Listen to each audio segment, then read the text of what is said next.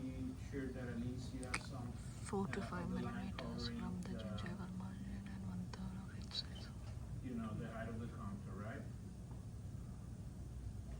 Okay, so when we're done with those, go next. This is where we're making our ramp. So the way we teach you the splints is the classic Michigan one. So what we'll do is will be a flat surface from the distal to the canine. So you see here, we choose the flat surface. And then, because this is for mandible, this will be for maxilla, we'll put a ramp. The ramp that we like to use is probably 30. Again, it all depends on how the patient bites. So if he has a deep bite, you don't need a lot of ramp. If you have a patient who's almost edge to edge, or maybe doesn't have a lot of overbite, like a vertical overlap, so you can use less. So I normally start with 30, 35, or 3, somewhere there. So click on that and mark that.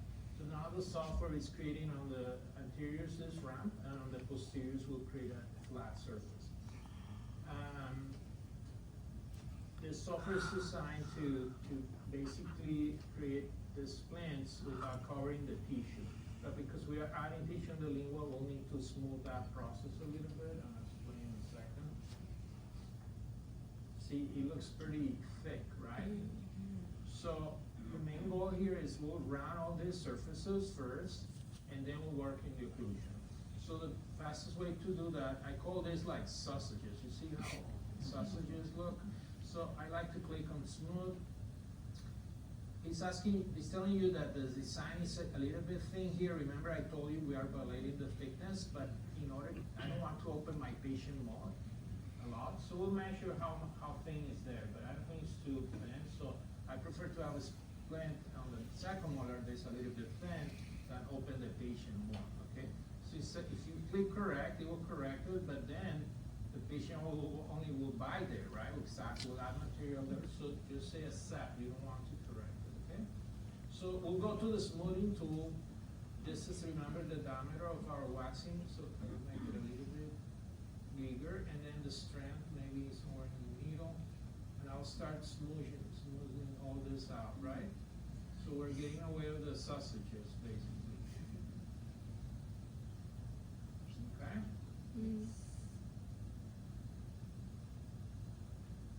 Now, on this side, this is very thick, so maybe you can put a little bit more strength on your waxing spatula, and we don't like any of this. We need to smooth all this, okay? Make it nice and thin there. And again, this is just an extra step, because again, people in Europe also don't do that extension of the gum. So software gets a little bit lost here and tries to bulk this. If we only cover the lingual teeth, really is much faster.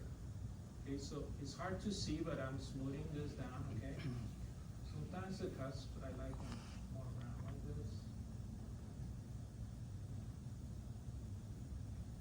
Okay?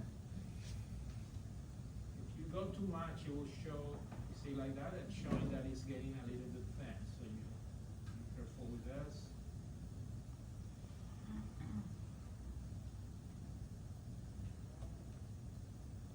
Okay, smooth, smooth, smooth. So when we have the shape that we want,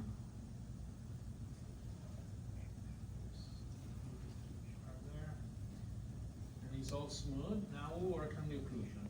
Now, if you remember in this column, we can see the splint in and out, we can see the opposing teeth, the thickness of the materials related, model color, we can bring articulator, all this. So the first thing we need to do is have even contacts in center. See, the contacts are not even right now, so they're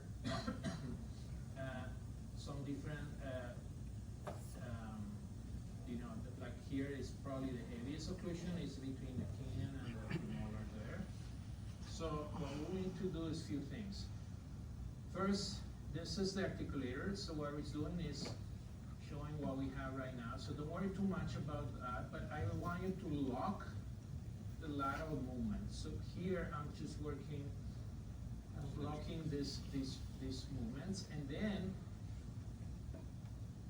try to pay attention here. I will reduce the size of my wax, and I will click on add, and I will start adding a little bit of material in the cuffs that are not showing numbers like this, right?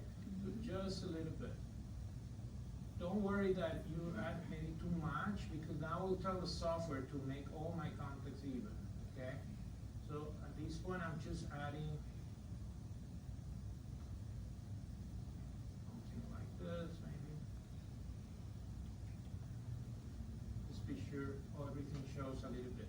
As you see, I have minus 0.04, that's a very strong contact, it's even stronger. So we have all these contacts that are not even, right? So now what we'll do is you go scroll down a little bit more, okay? And I like to put 0.01, and I'll click on this, and this software automatically will put all my contacts evenly. So if I click now everything is corrected to 0.0, 0.01, okay? So now in centric everything is even. Okay, so this is our main goal. Now, what is next? The next step is check our lateral movement. So what we'll do is, remember that we set up our incisal guide table. So now the software fast fill the material based on that angle that we create. Okay. Oh, I need to unlock the lateral movement. And that's my cannon, and that's my protrusive. Okay. See it if you want with the articulator and with the posing if you want. But I really always turn it off because it's like in the middle. Also here you can put it like this, but really I always turn it off. I know the mandible is right there, right? So canine looks perfect, right? We have a perfect canine guidance. That's what we want, right?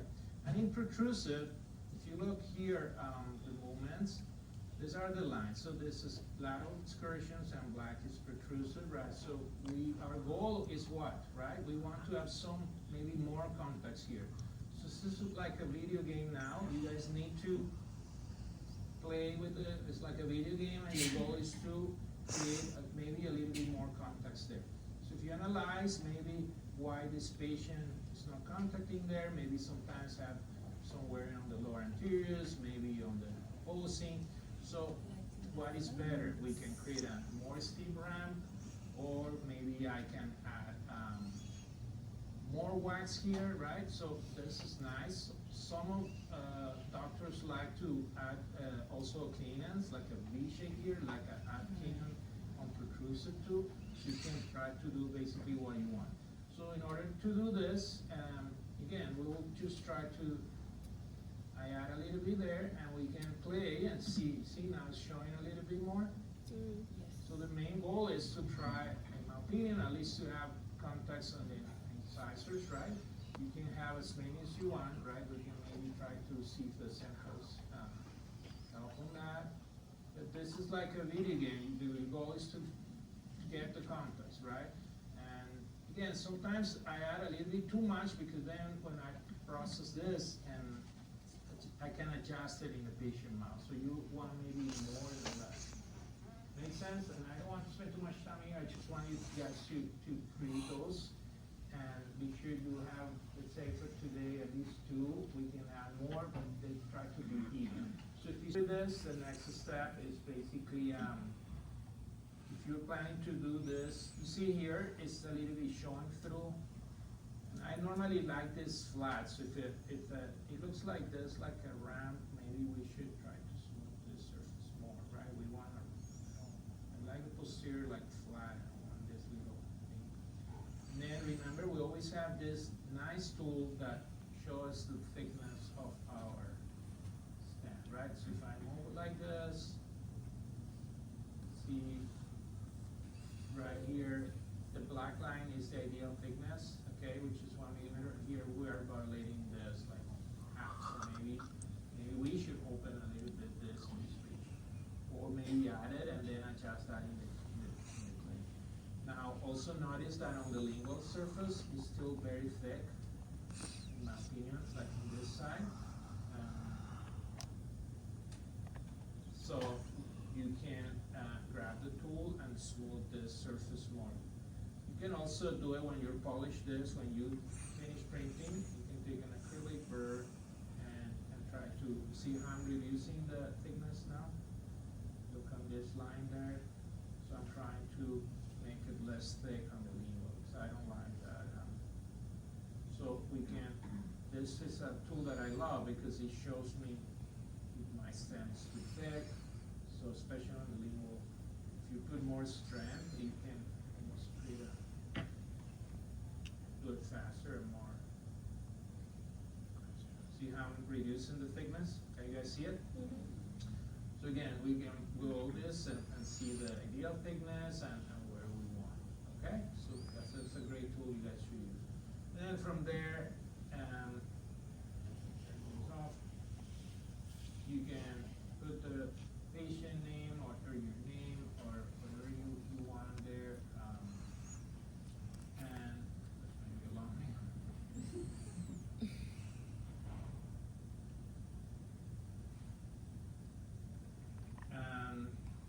Select the size. When we're printing, so they don't get lost, you can put that name there. And you can, hopefully smaller than that. And normally, instead of engrave it, I want the opposite sticking out, so then you can polish it with a burr when you're done.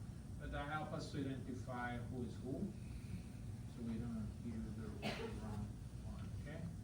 Make sense? Yes. And then you just click on next, and then this process, so I can save it on a folder. Let's say in downloads. So saving it, and then hopefully in the near future you send it to our printing center that we're creating. And this is the production plan.